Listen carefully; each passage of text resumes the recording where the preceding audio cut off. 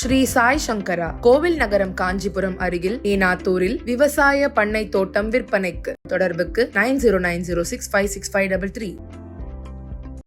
தெலுங்கானா, ஆந்திர பிரதேஷ், கன்னட சகோதர சகோதரிகளுக்கு எனது மனம் கனிந்த யுகாதி வாழ்த்துக்களை நான் தெரிவித்துக் கொள்கிறேன்.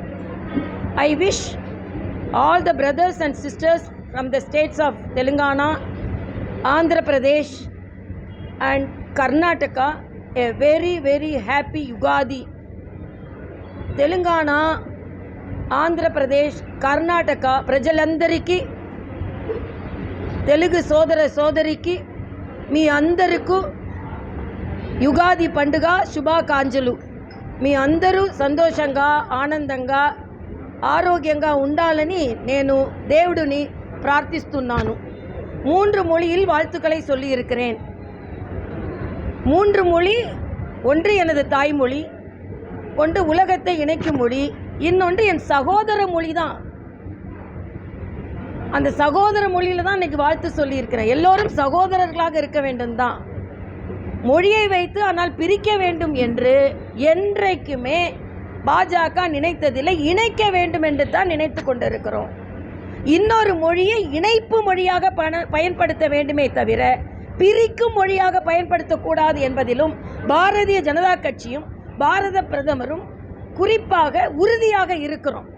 ஆனால் இன்று வாழ்த்து சொல்வதில் கூட மரியாதைக்குரிய நமது முதலமைச்சர் அவர்கள் பிரித்து ஆளுகின்ற ஒரு வாழ்த்தை சொல்லியிருக்கிறார்கள். இணைக்க வேண்டும். நமக்கு நிச்சயமாக நம் மொழி மிக மிக முக்கியம். நம் சகோதர மொழி முக்கியம். நம்மை இணைக்கும் மொழி முக்கியம். இன்னொரு மொழி படிப்பது மற்றவர்களோடு நம்மை இணைப்பதற்காகத்தானே தவிர நம்மை பிரிப்பதற்கு அல்ல. அதனால் நான் இன்று உங்களிடம் இப்படி வாழ்த்துக்களை சொல்லி கொண்டிருக்கிறேன்.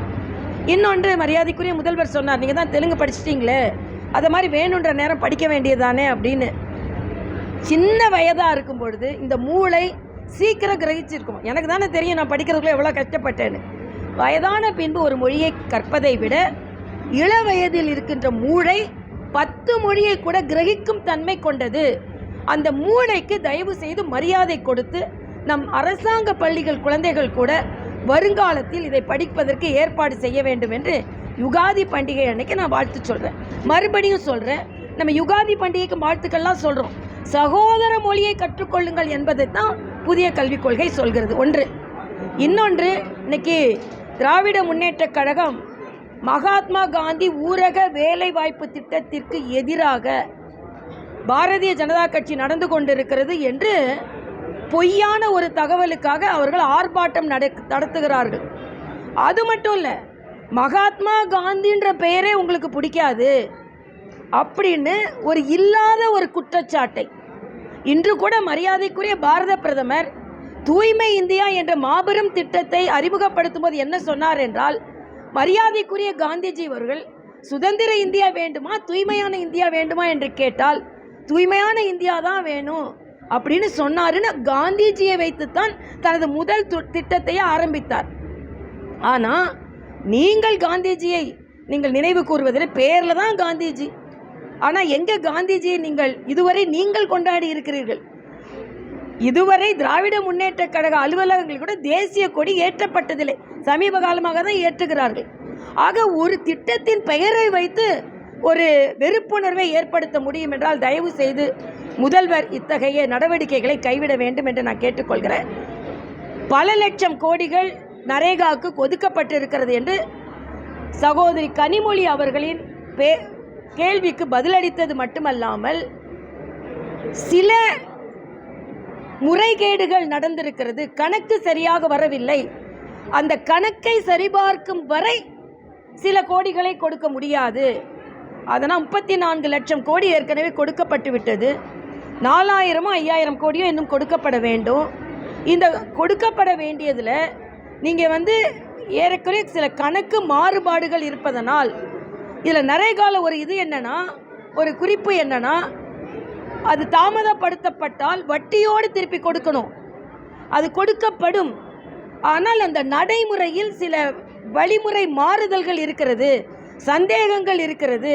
அந்த கணக்கை சரிபார்த்துக் கொள்கிறோம் என்பதையும் தெரிவித்துக் கொள்கிறார்கள். ஆக ஊழல் நடந்தால் கூட கணக்கை சரிபார்க்க கூடாது. இதுவரைக்கும் கொடுத்த பணம் உண்மையாகவே மக்களுக்கு சரியாக போய் சேர்ந்திருக்கிறதா என்று தெரியவில்லை. நீங்க ஊரக வேலைவாய்ப்பு செய்கின்ற பெண்களிடம் போய் கேளுங்கள். பெண்களுக்கு ஒரு வகையாகவும் ஆண்களுக்கு ஒரு வகையாகவும் கொடுத்து கொண்டிருக்கிறார்கள். மிகப்பெரிய ஊழல் நடந்து கொண்டிருக்கிறது. ஆக கொடுக்கின்ற பணம், இன்னைக்கு சிஏஜி ரிப்போர்ட் என்ன சொல்லிச்சு? கரோனாவுக்கு கொடுத்த பணம் தமிழகம் முழுவதுமாக செலவு செய்யப்படவில்லை. போக்குவரத்துக்கு கொடுத்த பணம் முழுவதுமாக செலவு செய்யப்படவில்லை. நிர்பயா நிதிக்கு கொடுத்தது முழுமையாக செயல் செய்யப்படவில்லை. பட்டியலின சகோதரிகளுக்காக கொடுத்த பணம் முழுமையாக செயல்படுத்தப்படவில்லை, செலவிடப்படவில்லை.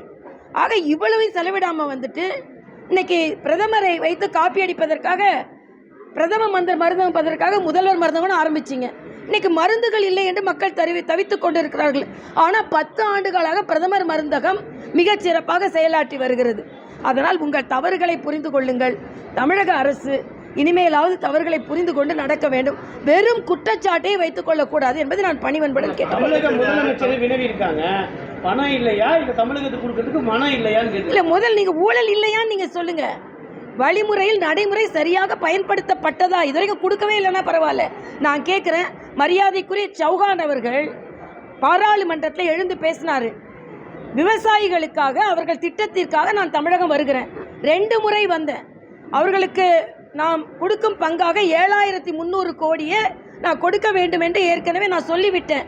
ஆனால் அதை சார்ந்த அமைச்சர்கள் யாரும் என்னை வந்து பார்க்கல. நான் கேட்குறேன், ஒரு சுமூகமாக ஒரு நட்புணர்வோடு வந்து அமைச்சர்களை பார்த்தா தான் என்ன, அளவலாவினால் தானே பிரச்சனைகள் நமக்கு தெரியும். இன்னைக்கு நீங்கள் வந்து நிதி ஆயோக் கூட்டத்துக்கு ஏன் போல? நிதி ஆயோக் கூட்டத்துக்கு போகும்போது அந்தந்த மாநிலத்தில் என்ன மாநிலத்திற்கு எதற்கு நிதி ஒதுக்க வேண்டும் என்பதை முற்றிலுமாக கணக்கிடுவதுதான் நிதி ஆயோக் கூட்டம். நிதி ஆயோக் கூட்டத்துக்கு ஏன் போல நான் முதல்வரை கேட்குறேன். அதுக்கு போகாமல் பிச்சு இதுக்கு பணம் வரல, அதுக்கு பணம் வரல. நிதி ஆயோக் கூட்டத்துக்கு போயிருந்தீங்கன்னா அது முழுவதுமாக அந்த திட்டம் தெரிந்திருக்கும். எல்லா அதிகாரிகளும் அங்கே இருப்பாங்க, கன்சர்ன்ட் அமைச்சர்கள் அங்கே இருப்பாங்க, முதலமைச்சர்கள் இருப்பாங்க. ஆக நேர்வழியாக நடைமுறைப்படுத்தப்பட வேண்டிய எதிலையுமே கலந்து கொள்ளாம எப்பொழுதுமே குற்றம் சாட்டி கொண்டிருப்பதை, நீங்கள் குறை சொல்வதை கைவிட வேண்டும் என்பது எனது கருத்து. மக்கள் நலனை நீங்கள் பார்க்கிறீர்கள் என்றால் உங்கள் ஈகோவை விட்டுட்டு சுமூகமான ஒரு நடைமுறைக்கு வாருங்கள் என்பது எனது கருத்து.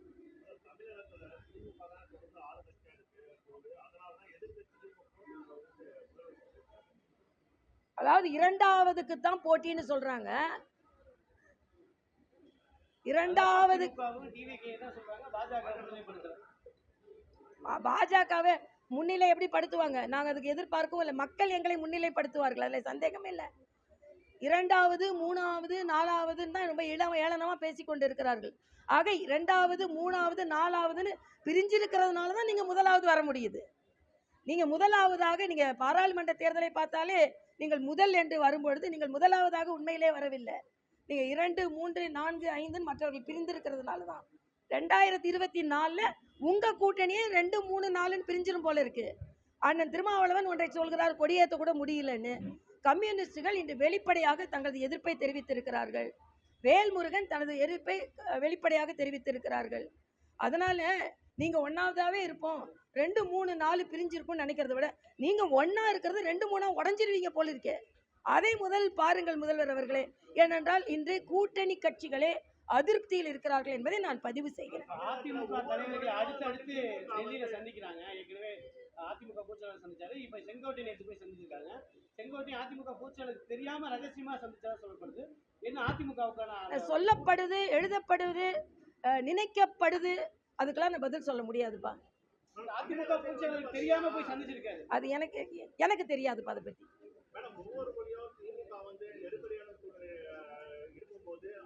பாஜக வந்து அவங்களுக்கு உதவி செய்யுது. அதாவது இந்த அண்ணா யூனிவர்சிட்டி விஷயத்துல வந்து பாத்தீங்கன்னா யார் அந்த சார்ந்த ஒரு விஷயம் மக்களிடம் எடுத்துக்கொண்டிருக்கும் போது அண்ணாமலை வந்து தன்னை சாட்டியார் எடுத்துக்கணும் அந்த விஷயத்தை வந்து திசை திருப்பலாம் அப்படின்னு சொல்லிட்டு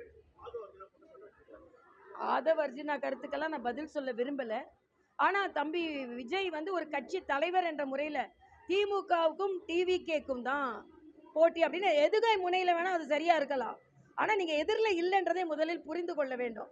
மரியாதைக்குரிய முதல்வர் ஜெயலலிதா அவர்களும் சரி, மரியாதைக்குரிய முதல்வராக இருந்த எம்ஜிஆர் அவர்களும் சரி, கட்சியில் அடிப்படையில் மக்கள் பணியாற்றி மிக தீவிரமாக பணியாற்றி தான் அவங்க முன்னால் வந்தாங்க.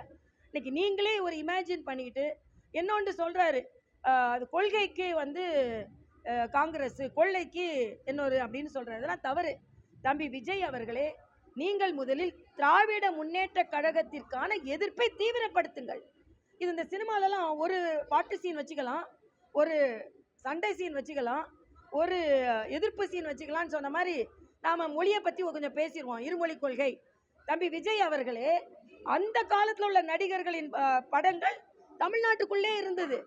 ஆனால் இன்னைக்கு உங்கள் படமே தெலுங்கானாலும் ஓகோன்னு ஓடுறதை நான் பார்த்துருக்கேன். தெலுங்குல டப்பிங் ஆனது சில இடங்களில் தெலுங்குலே பேசியிருக்காங்க. அப்போ விரிவுபடுத்தப்பட்ட வாழ்க்கையில் உங்களுக்கு பல மொழிகள் தேவைப்படும் பொழுது, இதே போல விரிவுபடுத்தப்பட்ட சவால்களில் குழந்தைகளுக்கும் இணைப்பு மொழி தேவைப்படுகிறது என்பதை புரிந்து கொள்ளுங்கள். ஆக உங்கள் படத்திற்கு பல மொழி வேணும், பாடத்திற்கு பல மொழி வேணான்னு சொன்னால் எப்படி? ஆக திராவிட முன்னேற்ற கழகம் இருமொழி சொல்கிறாங்களே, நாமளும் இருமொழி சொல்வோம்.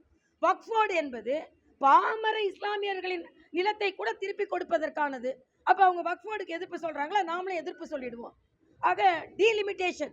இன்னைக்கு பல நகராட்சிகளை உருவாக்கி கொண்டிருக்கிறார்கள். பஞ்சாயத்துகளை கீழே தள்ளிவிட்டு சாமானிய மக்கள் இது சின்னம் இல்லாமல் போட்டி போடுவதை இன்றைக்கு தடுத்து விட்டு அது ஒரு கட்சி சார்ந்த நகராட்சி அமைப்பாக மாற்றிக்கொண்டு இருக்கிறார்கள். உங்களோட டீலிமிட்டேஷன் என்ன சொல்றது? அப்ப தம்பி விஜய் அவர்கள் திராவிட முன்னேற்ற கழகத்தோடதே நீங்க சொன்னீங்கன்னா, இன்னைக்கு பின்னால காமராஜர் பெயர், அஞ்சலை அம்மாளோட படம் எல்லாத்தையும் போட்டுட்டு பெயர் வைக்கணும், பெரியார் பெயர் தான் வைக்கணும்னு சொன்னா எப்படி? அப்ப திமுகவுக்கும் உங்களுக்கு என்ன மாறுபாடு? அப்ப நீங்க எங்களை பி டீம்னு திமுகன்னு சொல்றீங்களா? நாங்க உங்களை பி டீம் ஆஃப் டிஎம்கேன்னு சொல்ல முடியாது. எல்லாமே அதே தானே பேசுறீங்க. புதுசா எதையுமே சொல்லலையே. நீங்க ஒரு தெளிவற்ற தன்மை தானே இருக்கிறது. அதனால புதிதாக கட்சி ஆரம்பித்திருக்கிறீர்கள். பரந்தூர் வேணான்றாரு. நான் கேட்குறேன், உங்களுக்கு பனையூர் வேணும். நீங்க என் வீட்டுக்கிட்ட தான் சின்ன வீட்டில் இருந்தீங்க, எனக்கு நல்லா தெரியும். சாலி கிராமத்தில் உங்கள் வாழ்க்கை விரிவடைய விரிவடைய உங்களுக்கு பனையூர் தேவைப்படுகிறது. அப்போ தமிழக மக்களின் வாழ்க்கை விரிவடைய விரிவடைய பரந்தூர் தேவைப்படுகிறது. இன்னைக்கு சின்ன அந்த விமான நிலையத்தில் பெரிதாக எதையும் நம்ம நிறையா விமான பயணிகள் அதிகமாயிட்டாங்க, சரக்குகள் அதிகமாயிட்டது. அதனால இன்னொரு விமான நிலையம் தேவை. அது சரியான இடத்தை தேர்ந்தெடுத்து கொடுத்திருக்க வேண்டியது தமிழக அரசின் கடமை. தமிழக அரசு எந்த இடத்தை கொடுக்குறாங்களோ மத்திய அரசு அதில் விமான நிலையம் அமைக்கும். ஆக நம்ம வாழ்க்கை விரிவடையும் பொழுது, சாலி கிராமம் என்ற கிராமத்தில் இருந்து பனையூருக்கு போகும் பொழுது, நீங்கள் சாமானிய மக்கள் மீனம்பாக்கம் என்ற பாக்கத்தில் இருந்து பரந்தூர் என்ற பரந்த விமான நிலையத்திற்கு போக வேண்டிய அவசியம் வருகிறது. ஆனால் விவசாயிகள் பாதிக்கப்படக்கூடாது என்பதற்காக அவர்களுக்கு காம்பன்சேஷன் அதிகரிச்சு கொடுங்க. 10 மடங்கு கூட கொடுக்க சொல்லுங்க. அவர்களுக்கு இன்னொரு நிலம் கூட கொடுக்க சொல்லுங்க. அந்த விவசாயிகள் மக்கள் மேம்படுத்தப்பட வேண்டும் என்று சொல்லுங்க. ஆனா எல்லா விதத்திலும் ஏறக்குறைய பணிகள் நினைந்த ஒரு இடத்தை திடீர்னு வேணான்னு சொன்னா நீங்கள் எப்படி அட்மினிஸ்ட்ரேஷன்ல நீங்க இருக்கிறீங்கன்னு எனக்கு தெரியல. முக்காவாசி உங்க படம் இன்னைக்கு மரியாதைக்குரிய மோடிஜி அவர்களை எதிர்த்து பேசும் தைரியம் எனக்கு இருக்குன்னு சொல்றீங்க. உங்க தயாரிப்பாளரை எதிர்த்து பேசியிருப்பீங்களா? உங்களோட டைரக்டர் நீங்க எதிர்ப்பு பேசியிருப்பீங்களா? மோடிஜி அவர்கள் ஜனநாயக ரீதியாக எதிர்த்து பேசுவதை அனுமதிக்கிறார்கள். அதனால இன்னும் கொஞ்சம் அழுத்தமாகவும் ஆழமாகவும் தமிழக அரசியலை கற்றுக்கொண்டு தம்பி விஜய் பேச வேண்டும் என்று நான் கேட்டுக்கொள்கிறேன். தொகுதி மறுசீரமைப்பு விவகாரத்தில் தமிழக முதலமைச்சர் மாநில முதலமைச்சரை கூட்டி ஒரு கூட்டத்தை நடத்தினாரு. இது பாஜக மிகப்பெரிய ஒரு சவாலாக இருக்குது. நிச்சயமாக சவாலாக இல்லை, பாஜகவிற்கு இது நல்ல நிலையை ஏற்படுத்தி கொடுத்திருக்கிறது. ஏன்னா அவர்களின் பொய் முகம் வெளிப்பட்டு இருக்கிறது. தெளிவாக மரியாதைக்குரிய உள்துறை அமைச்சர் இடங்களின் இடம் குறையப்படாதுன்னு சொன்ன பிறமும் ஏன் இப்படி மீட்டிங் நடத்துறாங்க? அப்பனா தமிழ்நாட்டில் உள்ள எல்லா குற்றத்தையும் மறைக்கிறதுக்கு மீட்டிங் நடத்துறாங்கன்னு மக்களுக்கு நன்றாக தெரிந்து விட்டது. அங்க ரேவந்த் ரெட்டி மீட்டிங் நடத்துறாரு. தெலுங்கானால காங்கிரஸ் ஒளிந்து கொண்டு இருக்கிறது. அப்போ அங்க நடத்துறாங்க. யாரெல்லாம் தோல்வி அடைந்து கொண்டு இருக்கிறார்களோ அவர்கள் இந்த கூட்டத்தை நடத்தி கொண்டிருக்கிறார்கள், மக்களுக்கு தெளிவாக தெரிகிறது. அதனால எங்களுக்கு தான் இது பலமாக இருக்கிறதே தவிர ஸ்டாலின் அவர்களுக்கு பலவீனமாக இருக்கிறது என்பதை நான் தெரிவித்துக் கொள்கிறேன். மீண்டும் மாநில தலைவர் போட்டிக்கு வருவதற்கான வாய்ப்பு இருக்குதா? நீங்க எப்ப டெல்லி பயணம் மேற்கொள்றீங்க? டெல்லி பயணம்னு எல்லாரும் டெல்லி போகிறோம். என்னையும் டெல்லி போயிட்டு அடுத்த நாள் கேள்வி, தமிழிசையும் டெல்லி போனார்கள். நான் அங்கே போய் யாராவது பேஷண்ட் பார்க்க போயிருப்பேன். உடனே நீங்கள் வந்து அதுக்கு ஒரு கதை கேட்டுவீங்க. அதுக்காகவே நான் டெல்லி போகலப்பா. எல்லாரும் நேற்று டெல்லி போனாங்களா, அதுக்காகவே போகல. இல்லைன்னா நம்ம தம்பி அதாவது எங்கள் கட்சிக்குன்னு ஒரு நடைமுறை இருக்கிறது. எந்த வேலை யாருக்கு கொடுத்தாலும் அந்த வேலையை நாங்கள் செய்ய போகிறோம். தற்போது உள்ள தம்பி அண்ணாமலை உழைத்து கொண்டு இருக்கிறார். எங்கள் கட்சிக்கு இப்போ ஒவ்வொரு மாநிலமாக அறிவிக்கப்பட்டிருக்கிறார்கள். அதனால தலைவர் நிச்சயமாக அறிவிக்கப்படுவார்கள். பாஜக மாநில தலைவருக்கான பதவிக்காலம் நிறைவடைந்த பிறகு ஒரு குறிப்பிட்ட இடைவெளிக்கு பிறகு மீண்டும் ஒரு தலைவர் பதவி வரலாம் 6 வருஷம் இருந்துட்டா கூட இடைவேளைக்கு அப்புறம் வரலாம்.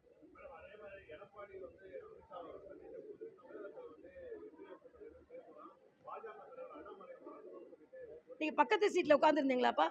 நீங்க ஒருவேளை நான் நினைச்சேன் மரியாதைக்குரிய அமித்ஷா அவர்களும் அண்ணன் எடப்பாடி மட்டும்தான் இருந்தாங்கன்னு. தம்பி பக்கத்துல சேர் போட்டு உட்கார்ந்துருந்தார் போல இருக்கு. அவங்க பேசுனது அப்படியே சொல்றாரு. ஐயா தம்பிங்க, யூகங்களுக்கெல்லாம் நான் பதில் சொல்ல விரும்பலை. நன்றி.